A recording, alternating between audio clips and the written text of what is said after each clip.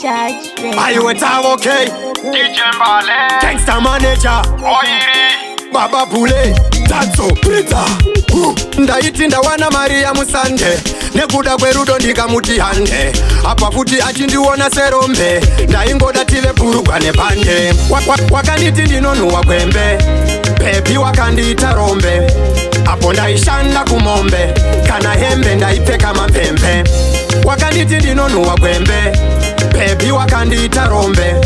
apo ndaishanda kumombe kana hembe ndaipfeka mapembe wakandinyepera ndodanana naye tina wakandisvipira ndozama kurizina ndaiti ndasarura wangu wendorochena ndaisaziva uchatorwa neshoroma nyangwe zvazvo zvichinzi rudo ibofu bati yapadi anozokuita rafu wakandituka kumba kusina chikafu waindisvinyira usingandipe lafu wakanditi ndinonhuwa gwembe bebi wakandiita rombe apo ndaishanda kumombe kana hembe ndaipfeka mapembe wakanditi ndinonhuwa gwembe bebi wakandiita rombe apo ndaishanda kumombe kana hembe ndaipfeka mapembe ndaiti ndawana Maria Musande nekuda kwerudo ndikamuti hande apa futi achindiona serombe ndaingoda tive purugwa nepande ndakaedza kutombotuma brendo nekuti ndakaperera murudo zvechokwadi zvandirwadza mumwoyo zvaidzimba kunge hondo pachimoyo wakanditi ndinonhuwa gwembe bebi wakandiita rombe apo ndaishanda kumombe kana hembe ndaipfeka mapembe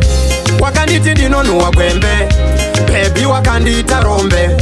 apo ndaishanda kumombe kana hembe ndaipfeka mapembe wakandinyepera ndodanana naye tina wakandisvipira ndozama kurizina ndaiti ndasarura wangu wendorochena ndaisaziva uchatorwa neshoroma nyangwe zvazvo zvichinzi rudo ibofu bati yapadi anozokuita rafu wakandituka kumba kusina chikafu waindisvinyira usingandipe lafu wakanditi ndinonhuwa gwembe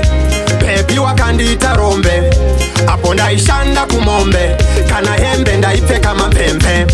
wakanditi ndinonhuwa gwembe bebi wakandiita rombe